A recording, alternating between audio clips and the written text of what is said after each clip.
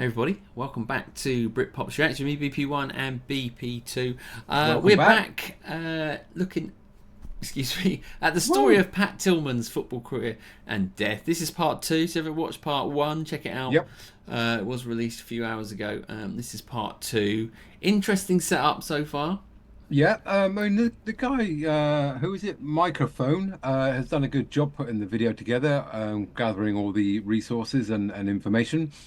So we've gone through Pat's upbringing, college history, drafted by the Arizona Cardinals, and now he's just been fatally killed in Iraq. Was that Afghanistan? Wasn't it? Afghanistan, yeah, he did Iraq, come out of that, gone to Afghanistan. So yeah, thanks to Amanda, who headed over to buymecoffee.com/BritPop. Thank you very much. And bought us this one. So this is part 2. Part 2. Let's crack on. We have no idea. Escaped his brothers in the downed vehicle. Time to move off that target. He directly saved their lives with that move. Immediately following Pat Tillman's death, messy events unfolded that would cause his family and friends to become perplexed and filled with a sense of uneasiness in the information that they were provided. Evidence was destroyed, items such as Pat's uniform, equipment, and notebook, amongst other personal belongings that would have been crucial to an investigation. His family noted in future testimony that his autopsy did not take place according to regulation. The documentation read completely wrong in regards to details about Pat. For example, a gold ring was listed as the wedding band on Pat's left hand when his family and friends knew that Pat wore a platinum ring. In addition, the field hospital report was found to be fabricated, and listed were various accounts of what happened the moments that followed Pat being peppered with gunfire. Accounts such as whether or not CPR took place, where and how he was transported following the ambush, and specifically, how and where the bullets hit him. But wait, it gets even crazier. Because it was only days after the incident when top officials from the military were aware that Tillman's death was due to friendly fire. On April 29th, Major General Stanley McChrystal, who served as commander of the Rangers Task Force in Afghanistan, along with being the head of Joint Special Operations Command, sent a memo to John Abizide, the chief of U.S. Central Command, telling him to warn everyone all the way up to the President of the United States, George W. Bush, that an investigation will find that it is highly possible that Corporal Tillman was killed by friendly fire. I felt that it was essential that you receive this information as soon as we detected it in order to preclude any unknowing statements by our country's leaders, which might cause public embarrassment if the circumstances of Corporal Tillman's death become public. There was no note in the memo stating that the truth should be told, but only that unknowing statements may cause public embarrassment. Thus, the military attempted to keep the friendly fire discovery quiet. Lieutenant General Stanley McChrystal presented the Silver Star posthumously to Tillman on national television, which is considered to be the 3rd highest military combat decoration, all while giving the account of Tillman's last moments, including the words, "in the line of devastating enemy fire," which turns out was a blatant lie. Why did they, the US military, whose oath include the words that they will bear truth, faith, and allegiance to the same, withhold the truth regarding the incident for 4 more weeks? Perhaps it was because that storyline, the truth, didn't fit the real American hero script of professional athlete turned army soldier who perished a hero all while fighting off the evil enemy. Pat Tillman's family wasn't going to let the United States pull the wool over their eyes and knew shortly after the incident that there was far more to the story. His mother, Mary Tillman, said to Sports Illustrated that they attached themselves to his virtue and then threw him under the bus. They had no regard for him as a person. He'd hate to be used for a lie. "I'm not stopping." Mary became vocal in that there was more to the story. She agreed to talk to whatever media outlet would listen, and many of them were interested. She truly believed that there was a conspiracy behind her son's death. She recounted on ESPN Radio's Dan Patrick show, saying, "It became very obvious very early on that they were lying to us. They were only telling one side of the story. They weren't telling the other side. On the Friday before Memorial Day, 5 weeks after the incident, the military admitted that Pat Tillman was killed by friendly fire. The investigation results indicate that Corporal Tillman probably died as a result of friendly fire. Mary Tillman said that's to the so BBC at bad. the time, "This was a complete debacle on every level as far as I am concerned. They did not want that to come out. They used that 5 weeks, I believe, to kind of glorify the military, to try to use Pat as a recruiting instrument." Years later, the Pentagon finally released a full report on the events surrounding Tillman's murder. His biological and platoon brother, Kevin, who was also an athlete, a minor league baseball player turned soldier, boldly stood before Congress saying the deception surrounding this case was an insult to the family, but more importantly, its primary purpose was to deceive a whole nation. We say these things with disappointment and sadness for our country. Once again, we have been used as props in a Pentagon public relations exercise.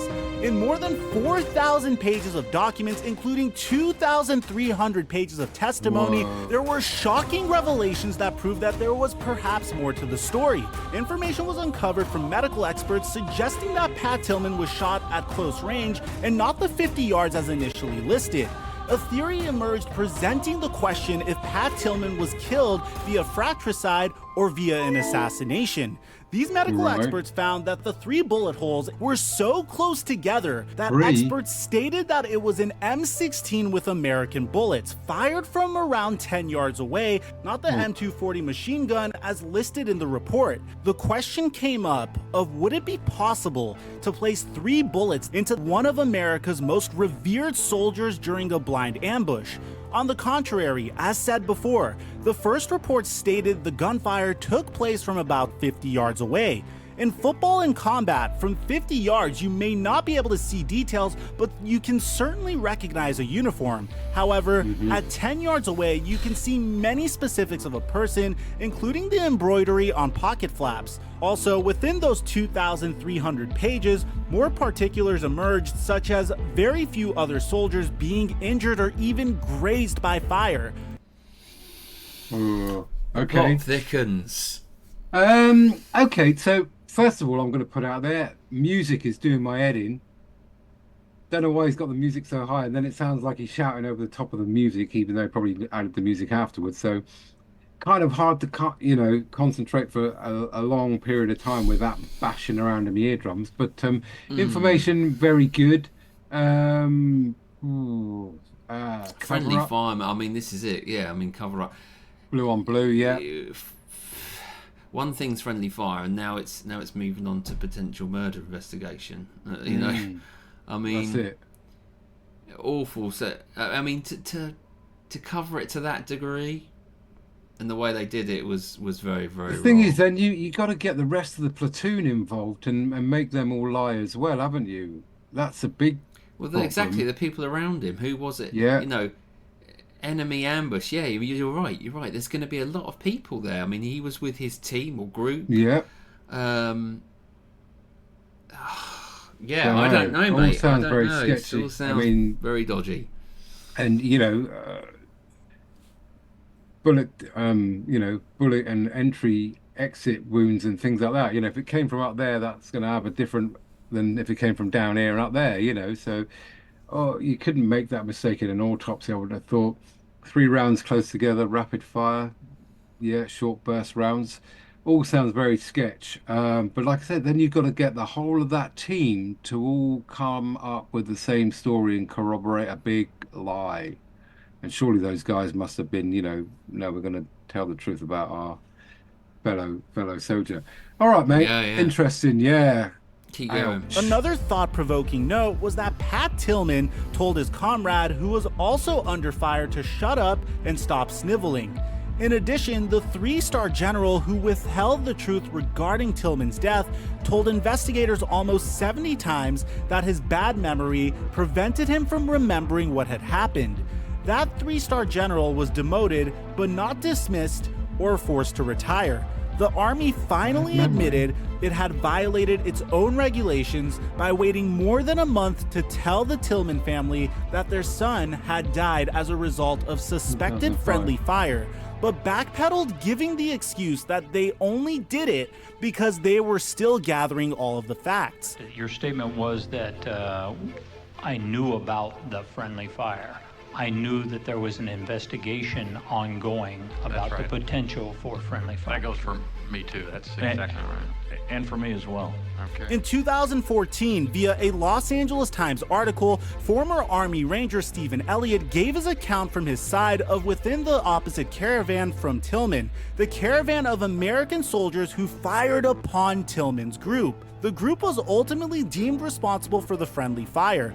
Elliott, who had never been in a gunfire fight before, said he followed the lead of his commander and fired at shadowy figures on a hillside. Those figures were Tillman, Brian O'Neill, a specialist who was uninjured by Tillman's side, and the Afghan contractor in their group. Elliott continued saying even if somebody else was identified through forensic science as to have fired the fatal shot, that doesn't change how I feel. I still fired on a friendly position, and that wouldn't change my sense of responsibility. To this day, Pat's family and many of his friends still believe that there is more to the story, and perhaps the full truth was never disclosed. Former Arizona State defensive back, NFL player, and friend of Pat Tillman, Jeremy Statt, who enlisted in the Marines in 2006 in honor of Tillman, stated to the BCC in 2014 that he wouldn't want to be remembered as this mythical unicorn that the American government made up to push their agenda. That's not who Pat was. A statue stands at an NFL stadium in Glendale, Arizona, and another statue has been erected at a Division I football field just miles away in Tempe. These statues are of Pat Tillman outfitted in a football uniform, not the military fatigues in which he gave his life. If you would ask anyone who truly knew Pat, they would have said he would hate those statues. That is because Pat Tillman was an unselfish, socially mindful, and politically aware guy who died serving his country. He was a loyal American who just happened to be a football player. Pat wouldn't want a statue in his honor. However, Pat would be the most proud and honored of the work done in his name via the Pat Tillman Foundation, which carries forward his legacy by giving military service members, veterans, and spouses who embody Pat's principles the educational tools and support to reach their fullest potential as leaders, no matter how they choose to serve. Thank you for watching our latest Dark Stories of the NFL series. If you enjoyed this content, Wow, Pat Tillman, mate. Yeah. Go from not knowing anything to knowing quite a bit of his story. Yes, I And mean, the it's very tragic end. sad, very tragic end, and very tragic that, the family will always be left wondering what and why. Really, and, what actually... I suppose there is not some comfort. I suppose it's not comfort, but knowing that that other team that fired on that team has come out to say... come forward and said, we think, we saw and we fired. So at least, from that point of view, there's part of you that must think, okay. Can't cover that up, But it's the distances that have come, the 10 yards. Yeah, I mean, you sort 10 of yards away. Shadowy figures is a bit different to, 10 yards. 10 yards, isn't it? You speak to people at 10 yards. I mean, COVID, we were 3 meters apart, which is probably not far off 10 yards anyway. So... exactly, and they were saying that they were, in another caravan convoy below Tillman, so that would have been a further distance than 10 yards, no doubt. But then, were they ambushed? Why did they get out of the... It's all lots of questions still unanswered, really, and I don't know if the full investigation came out and concluded what exactly happened. Getting things like gold wedding ring when he wore platinum. So who was that person, or did they autopsy anybody? What is going on? What did they? Yeah, don't like it. No. All right. Well, thank you very much again, Amanda, for your enlightening requests. Always leave us with questions at the end of them, don't they? We always got questions going at the ticking end. over, don't they? Yeah, indeed. All right. Thank you very much. You too could be like Amanda and pop along to our buymeacoffee.com link and request anything you like. We will get round to it and pop it out and give you our thoughts at the end of it, as we always do. If you've watched this quite a few times, you can always head over to our Patreon site to support the channel.